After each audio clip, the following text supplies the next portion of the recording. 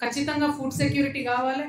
రైతులు వ్యవసాయాన్ని విడిచిపెట్టి బయటికి వెళ్ళిపోతున్నారనే ఇప్పుడు భయంకరమైన రిపోర్ట్లు వస్తున్న సందర్భంలో అసలు ఇండస్ట్రీస్ కన్నా ఎక్కువ ఫోకస్ చేసి చాలా పెద్ద ఎత్తున ప్రొడక్షన్ తీసుకొచ్చి వాటికి మీరు అన్నట్టు వాల్యూ అడిషన్ చేసి రైతును, రైతు కుటుంబాలను, వ్యవసాయాన్ని ఒక పరిశ్రమలాగా చూసేటటువంటి ప్రోగ్రెసివ్ ప్రభుత్వాలు వస్తే తప్పితే మార్పు జరగదు. మేము టీఆర్ఎస్ పార్టీ పెట్టినప్పుడు ఒకటే మాట చెప్పినాం, రైతును రాజును చేస్తాము. ఆ రైతును రాజును చేస్తామంటే ఒక సెంటెన్స్లో అయ్యే పని కాదు, మల్టిపుల్ వర్టికల్స్లో పని జరగాలి. డే 1 మేము అనుకున్నది ఏంటంటే వ్యవసాయాన్ని ఒక ఇండస్ట్రీ చూసినట్టు చూడాలి. ఒక పరిశ్రమ వస్తే ఎంత భయపడతాం? ఒక పరిశ్రమ వచ్చి ఒక 1000 కోట్లు పెట్టుబడి పెడతాడంటే మొత్తం ముఖ్యమంత్రితో సహా అపాయింట్మెంట్ ఇచ్చి బొకే తీసుకుపోయి ఎదురు చూసి ఎర్ర తివాచి వరిసి తీసుకొచ్చి నువ్వు పెట్టురానైనా పెట్టుబడి, నువ్వు ఎన్ని ఉద్యోగాలు ఇస్తావని అడుగుతావు. ఆ గౌరవం రైతుకు దక్కాలి. వ్యవసాయాన్ని ఒక ఇండస్ట్రీ లాగా చూడాలి. ఇండస్ట్రీ అంటే ఏంటిది?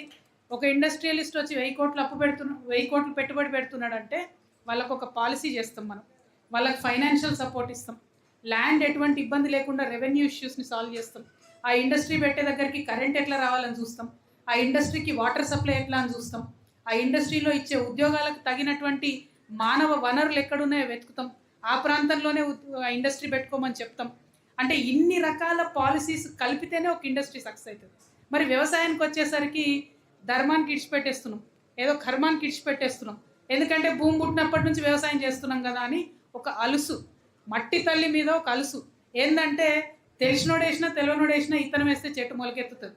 కానీ వ్యవసాయం ఆ రైతు కుటుంబానికి అన్నం పెడుతుంది, మనందరికి అన్నం పెడుతుంది అనేటటువంటి కనీస ఆలోచన ఉంటే మాత్రం ఇటువంటి అవకాశం ఉండదు. నేను ఈ విషయం ఇవాళ చెప్తలేను, దాదాపుగా ఒక 10 సంవత్సరాల క్రితం పార్లమెంట్లో వ్యవసాయం గురించి మాట్లాడిన రోజు కూడా నేను ఇదే చెప్పిన. ఎట్లా అయితే ఒక ఇండస్ట్రీని మనం అంత బాధ్యతగా తీసుకొని అన్ని రకాల చట్టాలు మార్చి అన్ని వెసులుబాటులు చేసి వాళ్ళకి ఎట్లా చేస్తామో వ్యవసాయానికి కూడా అట్లా చేసినప్పుడు మాత్రమే మారుతుంది.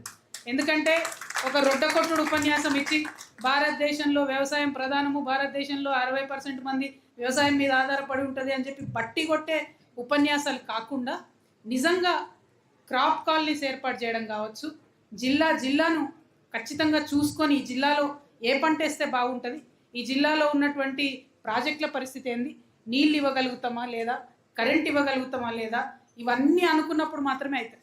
అయితే అన్ఫార్చునేట్లీ ఇప్పుడు ఏమైపోయింది, మొత్తం కూడా మార్కెట్ అయిపోయింది. ఎక్కడ ఏ ప్రోడక్ట్ ఉన్నా కూడా దాన్ని అమ్మేటటువంటి సరైనటువంటి మార్కెటింగ్ ఫెసిలిటీ ఇవ్వాలి. నేను మెంబర్ ఆఫ్ పార్లమెంట్గా ఉన్నప్పుడు జగిత్యాల నేను బాగా ఫోకస్ పెట్టాను, ఎందుకంటే అక్కడ మామిడి తోటలు బాగుంటాయి. జగిత్యాల మామిడి అనేటటువంటిది, ఆ మామిడికాయ మీరు తెంపి ఎక్స్పోర్ట్ చేసినా కూడా కరెక్ట్గా దాన్ని స్టోర్ చేస్తే టేబుల్ టాప్ వెరైటీ అంటారు అన్నట్టు, టేబుల్ మీద పెట్టుకొని కోసుకునే పండు ఉంటుంది అక్కడ. ఆ టేబుల్ టాప్ వెరైటీని కరెక్ట్గా మనం కనుక ప్రాసెస్ చేస్తే 80 నుండి 90 రోజులు నిల్వ ఉండేటటువంటి గట్టి రకం మామిడి ఉంటుంది అక్కడ. నేను పట్టుబట్టి జగిత్యాల మామిడిని ఒక బ్రాండ్ క్రియేట్ చేసి జగిత్యాల మ్యాంగో అని బ్రాండ్ పెట్టి దాన్ని తీసుకుపోయి ఢిల్లీలో తెలంగాణ భవన్లో మార్కెట్ పెట్టి అక్కడ అమ్మిపించి ఇవాళ నేను సంతోషపడుతున్నా.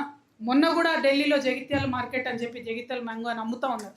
అంటే ఒక పట్టుబట్టి ఒక పంటను కనుక మనము పాపులర్ చేయాలంటే ఏం చేయాలి అని అంటే, జగిత్యాల్లో నేను ఎంపీగా ఉన్నప్పుడు నేను చేసి చూసిన. నేను పట్టుబట్టిన మా జిల్లా కలెక్టర్ అన్నాడు శరత్ గారు ఉండి ఐఏఎస్, ఇప్పుడు ఆయన రిటైర్ అయ్యిండు, ఆయన కూడా మీ మిరియాలు కూడా బిడ్డనే. ఆయన నేను పట్టుబట్టి ఆ మ్యాంగో బ్రాండ్ క్రియేట్ చేసినాం. ఇప్పటికీ కూడా జగిత్యాల రైతులు అమ్ముకుంటూ ఉన్నారు. దానికి కూడా నాకు స్ఫూర్తి ఏంటంటే అక్కడే ఉన్న లక్ష్మీపూర్ అని ఉంటుంది, ఆ లక్ష్మీపూర్ రైతులందరూ కలిసి వరి పండిస్తారు. ఏం లేదు, పెద్ద మ్యాజిక్ ఏం లేదు. కానీ వాళ్ళు ఏం చేసినారంటే వాళ్ళే మిల్లింగ్ చేసుకొని లక్ష్మీపూర్ రైస్ అని బ్రాండ్ చేసుకున్నారు. వాళ్ళు చేసుకొని దాన్ని వాళ్ళు అమ్మేడివి. సో ఆ ఊరంతా కూడా ఒక బ్రాండెడ్ రైస్ని క్రియేట్ చేసుకున్నారు. వాళ్ళ నుంచి ఇన్స్పిరేషన్ తీసుకొని నేను జగిత్యాల మ్యాంగోని మార్కెట్ చేసుకున్నా. ఆ ఎక్స్పీరియన్స్ నాకు ఉంది కాబట్టే ఇక్కడ బత్తాయి గురించి నేను పని చేయగలుగుతా అని చాలా విశ్వసనీయంగా నల్గొండ బత్తాయి రైతులందరికీ కూడా నేను హామీ ఇస్తూ ఉన్నాను. బత్తాయి రైతుల మీద, బత్తాయి పంట మీద టీఆర్ఎస్ పార్టీ నల్గొండ ప్రత్యేక శ్రద్ధను చూపిస్తుంది. ప్రత్యేక శ్రద్ధ అంటే నీటి సప్లై దగ్గర నుంచి మొదలు పెడితే, మీరు అన్నట్టు horticulture department, agriculture department integration దగ్గర నుంచి మొదలు పెడితే, మనకు మార్కెట్ చేయాల్సినటువంటి పరిస్థితి దగ్గర నుంచి మొదలు పెడితే A to Z అన్నిటి మీద కూడా ప్రత్యేకమైనటువంటి శ్రద్ధను నల్గొండ బత్తాయి రైతుల మీద మేము పెడతామని సందర్భంగా మీకు హామీ ఇస్తూ ఉన్నాం. అదేవిధంగా మరి ఇవాళ మనం రైతుల సమస్యల కోసం వచ్చేటప్పుడు చాలా మంది యువ మిత్రులు కలిసిండ్రు. వాళ్ళు నిన్న మొన్ననే కానిస్టేబుల్ ఉద్యోగాలు 5,000 పడితే 5,000 కాదు 20,000 ఉద్యోగాలు వేయాలని చెప్పి పాపం వాళ్ళు ధర్నా చేసినటువంటి పరిస్థితి ఉంది. వాస్తవానికి ఏంటంటే ఒక 15 లక్షల మంది at any point of time ఈ తెలంగాణలో ప్రిపేర్ అవుతూ ఉంటారు ఎప్పుడు కానిస్టేబుల్ ఉద్యోగాలు పడతాయని. కాబట్టి ఆ 15 లక్షల మందికి తగ్గట్టుగా 20,000కు తక్కువ కాకుండా పోస్టులు వేయాలని ప్రభుత్వాన్ని నేను బలంగా డిమాండ్ చేస్తున్నా. పోలీస్ శాఖలో ఖాళీ ఉన్నాయి, జాబులు ఇచ్చే అవకాశం ఉన్నది, లేనిదేదన్నా ఉందంటే ఈ ప్రభుత్వానికి మనసు లేదు తప్పితే ఇంకోటి కాదు. కాబట్టి 20,000 పోస్టులు వేయాలని చెప్పి డిమాండ్ చేస్తూ ఉన్నా. ఎట్ ద సేమ్ టైం ఎస్ఐలకు సంబంధించి వయో పరిమితిని సడలించడం జరిగింది. అంటే సేమ్ టెస్టులు ఉంటాయి కానిస్టేబుల్కి ఎస్ఐకి, కానీ ఎస్ఐ 35 ఏళ్ళు అయితే ఆయన ఎస్ఐ పనికొస్తాడు అంటున్నారు, కానిస్టేబుల్కేమో కట్ ఆఫ్ పెడతా ఉన్నారు. సో ఆ ఏజ్ రిస్ట్రిక్షన్ కూడా కానిస్టేబుల్లకు ఇచ్చే విధంగా ప్రభుత్వం ఆలోచన చేయాలని చెప్పి మేము కోరుతా ఉన్నాం.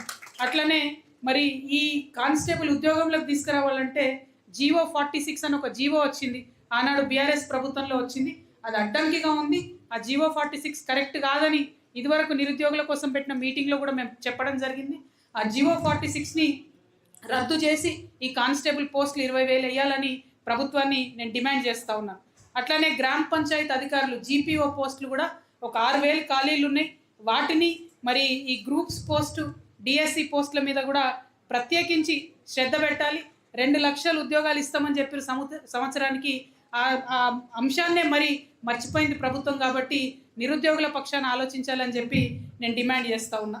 అదేవిధంగా మా ఉద్యమకారులు వచ్చిండ్రు, ముస్తఫా గారు వచ్చిండ్రు, ఆయన సూర్యాపేట నుంచి వచ్చిండు.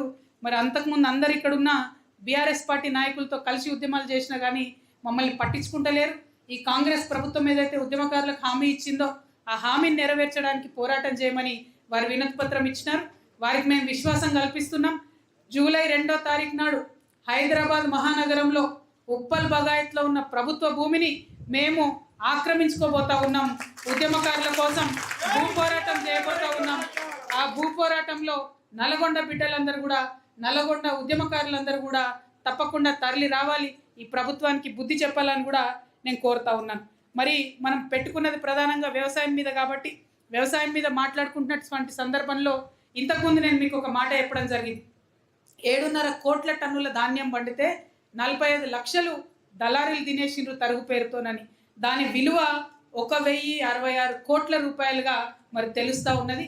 1,000 కోట్ల రూపాయలు రైతుల దగ్గర తిన్నటువంటి ఏకైక ప్రభుత్వం రేవంత్ రెడ్డి గారి ప్రభుత్వం. సిగ్గుపడాలి నిజంగా. అది కాకుండా ఈ లారీలు, ట్రాన్స్పోర్ట్లు, ఈ సుతిల్దారాలు, రైతులు, కూలీలు, ఆ పంటను తీసుకుపోయేటటువంటి ఖర్చంతా కూడా ఇంకొక 2,000 కోట్లుగా లెక్క తెలుస్తూ ఉంది. అంటే 1,266 కోట్ల రూపాయలు ఉల్టా రైతుల దగ్గరనే ఈయన కప్పం వసూలు చేసినటువంటి ముఖ్యమంత్రి గారు తక్షణమే మరి ఇది ఎట్లా చేస్తారు, రైతులకు ఏం భరోసా ఇస్తారో ఆన్సర్ చేయాలి. అన్నిటికన్నా ముందు మీరు వ్యవసాయ శాఖను ఒక్కసారి రివ్యూ చేయాలని ముఖ్యమంత్రి గారు నేను డిమాండ్ చేస్తూ ఉన్నా. మరి ఇక్కడ మా అన్నలందరూ చెప్పినట్టుగా ఈ యాప్ ఏదైతే పెట్టినరో యూరియా యాప్, దాంట్లో మొత్తం మోసమే ఉన్నది తప్ప ఇంకోటి ఏం లేదు. మొదలే వాళ్ళకి కావాల్సిన దగ్గర కావాల్సిన గోడౌన్లల్లో యూరియాలు బస్తాలు దాచుకుంటున్నారు. ఇక్కడ కూడా నిన్న మొన్న నల్గొండలో కూడా ఒక చిన్న ఇన్సిడెంట్ జరిగినట్టుగా మా దృష్టికి వచ్చింది. వాళ్ళ గన్మెన్ పేరు మీద ఒక 2 లారీల బస్తాలను తీసుకుపోయి గోడౌన్లో పెట్టుకున్నటువంటి నాయకుల పేర్లు కూడా మేము విన్నాం. పేర్లన్నీ చెప్తే బాగుండదని చెప్తలేం, కానీ ఈ రైతుకే లేనటువంటి సందర్భంలో రాజకీయ నాయకులు దూరి యూరియాను దొంగతనం చేయడం అంటే ఇది కేవలం కాంగ్రెస్లో చూసినంత తప్పితే ఇంకే ప్రభుత్వంలో కూడా ఇంత బరితెగింపు చూడలేదు. కాబట్టి ఖచ్చితంగా ముఖ్యమంత్రి గారు నల్గొండ జిల్లా మీద ప్రత్యేక దృష్టి పెట్టి రివ్యూ చేయాలని కూడా నేను డిమాండ్ చేస్తూ ఉన్నాను. ఇంకొక మాట చెప్పింది, అందరు మంత్రులు చిలక పలుకులు వలుపుతున్నారు, రైతన్నలు గమనిస్తున్నారో లేదో. ఏమంటున్నారు, వరి ఎక్కువైతుంది, వేరే పంట వేయాలని చెప్తున్నారు. వేరే పంట వేయాలి, కరెక్టే. మురుగశీల కార్తె వచ్చాయి. దీనికన్నా ముందు అధికారులు ఏం చేయాలి, పోవాలి, రైతులతో మాట్లాడాలి, ఏ పంట వేయాలి, మీరు ఈ పంట వేస్తే మేము దాన్ని ఏ ధరకు కొంటాము, దానికి వాడాల్సిన ఎరువులేంది, దానికి కావాల్సినటువంటి పరిస్థితి ఏంది అన్నీ మాట్లాడాలి కదా. ఇంతవరకు ఏ జిల్లాలో కూడా అధికారులు పోలేదు, పంట మార్పిడి మీద రైతులతో చర్చించలేదు. కాబట్టి రైతన్నలు ఏం చేసిండ్రు, కార్తె రాగానే వాళ్ళు నారులు పోసుకున్నారు, మళ్ళీ వరి పంటకే తయారవుతున్నారు. అంటే మళ్ళీ 4 నెలల తర్వాత మళ్ళీ ఇదే నల్గొండలో మనందరం మళ్ళీ ఇట్లనే రౌండ్ టేబుల్ పెట్టుకొని రైతులకి కష్టాలు ఏందని మాట్లాడుకునే పరిస్థితి ఉంటుంది. అంటే ఈ స్థితిని నివారించగలిగి ఉండి కూడా ప్రభుత్వం కనీసం మాట్లాడకుండా నిమ్మకు నీరెత్తినట్టు ఉండడం అంటే మళ్ళా వరే పండుతుంది, మళ్ళా 75 లక్షల టన్నులు కొనాల్సి వస్తుంది, మళ్ళా కిషన్ రెడ్డి రేవంత్ రెడ్డి గారు ఇద్దరు ఒకరినొకరిని బద్నాం చేసుకుంటుంటారు, టైం పాస్ అవుతుంటుంది, చూస్తుంటాం. అంటే ఇది నివారించగలిగి ఉండి కూడా నివారిస్తలేరు. నిజంగా పంట మార్పిడి మీద ప్రభుత్వం సీరియస్గా ఉంటే ఇప్పటికన్నా రంగంలోకి దిగాలి. వ్యవసాయ శాఖ వాళ్ళు క్షేత్రస్థాయిలోకి వెళ్ళాలి, రైతులకు హామీ ఇవ్వాలి, ఏం పంట మార్చుకోవాలనో ఆ నాలెడ్జ్ ట్రాన్స్ఫర్ అన్నది చేయాలని చెప్పి నేను డిమాండ్ చేస్తూ ఉన్నాను. ప్రత్యేకించి నల్గొండలో అన్యాయం ఏంటంటే మన ఫ్లోరిసిస్ ఉన్నటువంటి ప్లేసు బాగా ఫ్లోరైడ్ ఉన్న